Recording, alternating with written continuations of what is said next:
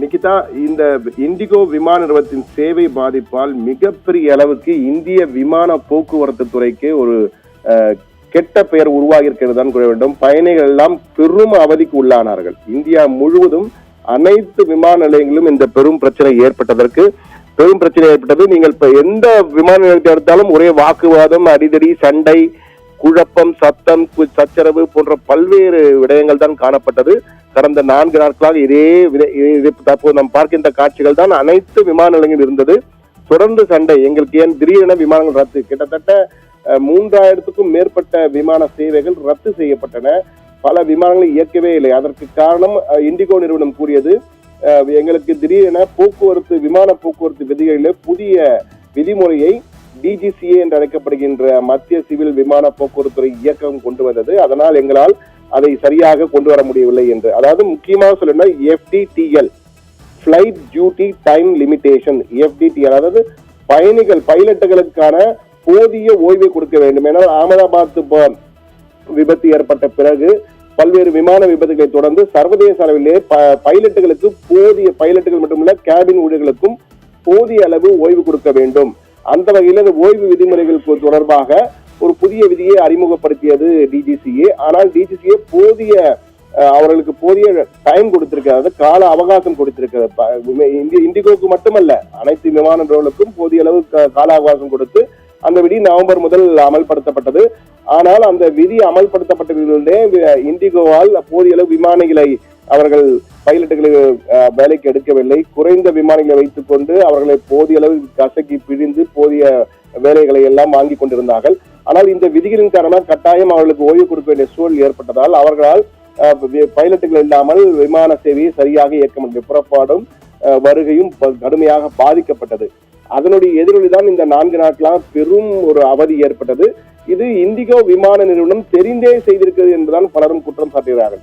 திட்டமிட்டு இந்த விதியை வாபஸ் பெற செய்ய வேண்டும் என்றால் இது போன்ற ஒரு அழுத்தத்தை கொடுக்க வேண்டும் என்று இந்த அழுத்தத்தை ஏற்படுத்தி, இந்த அழுத்தத்தின் காரணமாக வேறு வழியின்றி தற்போது DGCA என்று அழைக்கப்படுகின்ற மத்திய சிவில் விமான போக்குவரத்து இயக்ககம் அந்த விதியை, அந்த கட்டாய ஓய்வு கொடுக்க வேண்டும் பைலட்டுகளுக்கு, கேபின் ஊழியர்களுக்கு என்ற விதியை சற்று தளர்த்தி இருக்கிறது.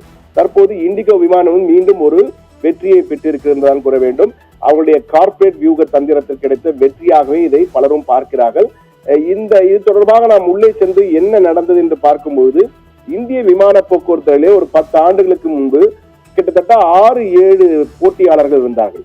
ஒரே ஒரு விமான நிறுவனமோ 2 விமான நிறுவனங்களே பல போட்டியாளர்கள். ஜெட் ஏர்வேஸ் இருந்தது, கிங்ஃபிஷர் இருந்தது, விஸ்தாரா போன்ற பல நிறுவனங்கள், தொடர்ந்து 6-7 நிறுவனங்கள், ஏர் இந்தியா முதல் கூட அனைத்துமே இருந்தது, இண்டிகோவும் இருந்தது.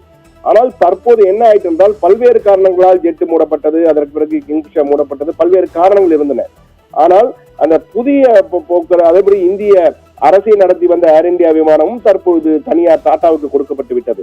டாடாவுக்கு கொடுக்கப்பட்ட பிறகு அதனுடைய பங்கு சேவை என்பது மிகவும் குறைந்து விட்டது. தற்போது இந்தியாவிலே மிகப்பெரிய அளவுக்கு கிட்டத்தட்ட 65% விமான போக்குவரத்தை தன் கையில் வைத்திருக்கிற இண்டிகோ. மிகப்பெரிய அளவுக்கு அந்த கார்ப்பரேட்டோட வியூகத்திலே 65% தற்போது தனியார் மயமாக தான் முழுமையா இருக்கிறது. 65% இண்டிகோ இடம் தான். உள்நாட்டு வெளிநாட்டு சேவை என்று எடுத்துக்கொண்டாலும் உள்நாட்டு சேவை தற்போது இண்டிகோவை நம்பிதான் விமான போக்குவரத்து இருக்கிறது என்ற நிலையில் தான் இருக்கிறது. 30% ஏர் இந்தியாவிடம் இருக்கிறது, மீதி 5% மற்றவரிடம் இருக்கிறது. ஆனால் இந்த 30% ஏர் இந்தியா இருந்தாலும் ஏர் இந்தியா டாடாவினால் ஏற்கனவே பல குழப்பங்கள் அங்கு இருப்பதால் அந்த நிறுவனத்தால் முழுமையாக செயல்படுத்த முடியவில்லை.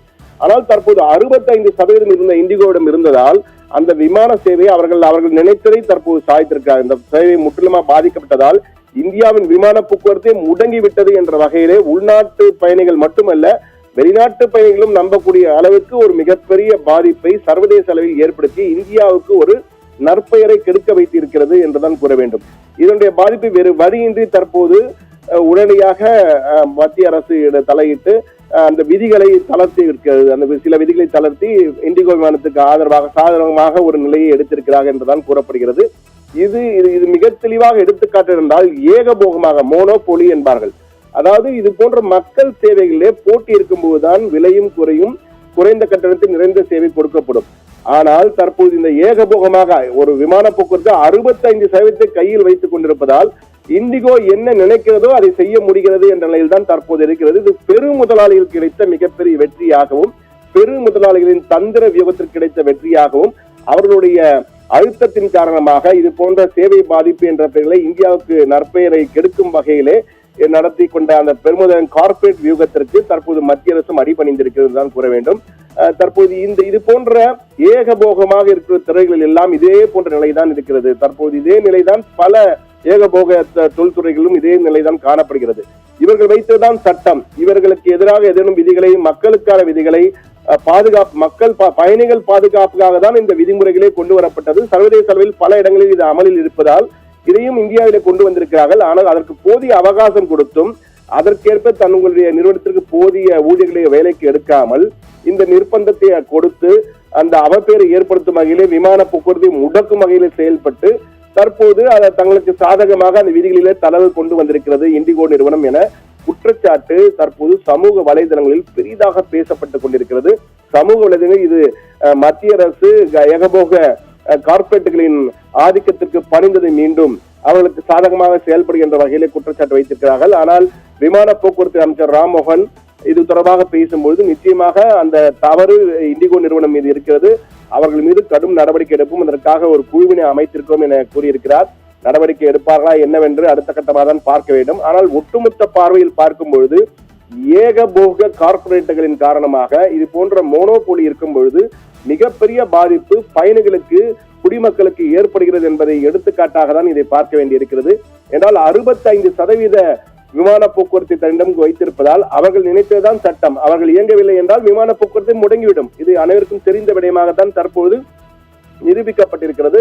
இதனுடைய பாதிப்பு என்பது உள்நாட்டில் மட்டுமல்ல, வெளிநாடுகளிலும் இந்தியாவின் விமான போக்குவரத்து துறை மீதான ஒரு கருப்பு கரை விழுந்திருக்கிறது என்றுதான் கூற வேண்டும். அந்த அளவுக்கு இது பாதிப்பை ஏற்படுத்தியிருக்கிறது. தற்போது இன்னும் ஓரிரு தினங்களில் சேவை சரியாகிவிடும் என இண்டிகோ நிறுவனம் தெரிவித்திருக்கிறது. தங்களுடைய சேவை குறைவுக்கு நாங்கள் மன்னிப்பு கேட்கிறோம், மன்னிப்பெல்லாம் கேட்டுள்ளார்கள். ஆனாலும் ஒட்டுமொத்த பார்வையில் பார்க்கும் பொழுது இது பெரிய அளவிலே ஜூம் லென்ஸ் போட்டு பார்த்தால் நிச்சயமாக கார்ப்பரேட்டுகளின் தந்திர வியூகம், அவர்கள் வேலைக்கு புதிதாக யாரையும் எடுக்காமல் அந்த விதிகளில் தளர்வு வந்துவிட்டால் இருப்பதை வைத்துக்கொண்டு மீண்டும் பழையபடி இயக்க ஆரம்பித்து விடுவார்கள். ஆனால் எதற்காக அந்த விதிகள் கொண்டு வரப்பட்டது? பயணிகளின் பாதுகாப்புக்காகவும் விமானங்களின் பாதுகாப்பு, விமான ஊழியர்களின் பாதுகாப்புக்காகவும் தான் கொண்டு வரப்பட்டது. ஆனால் விமான நிறுவனங்கள் மீண்டும் தங்களுடைய திட்டம், தங்களுடைய வியூகத்திற்கு ஏற்ப மத்திய அரசு விதிகளை தளர்வுகளை கொண்டு வர வைத்திருக்கிறது இது போன்ற விமான சேவை முடக்கத்தின் காரணமாக. எனவே இது நிச்சயமாக இது கவனத்தில் கொண்டு நடவடிக்கை எடுக்கப்பட வேண்டும் என்பதுதான் சமூக வலைதளங்களே பல சமூகர்கள் தொடர்ந்து இந்த கருத்துக்களை முன்வைத்து வருகிறார்கள். மத்திய அரசு என்ன நடவடிக்கை எடுக்கப் போகிறது?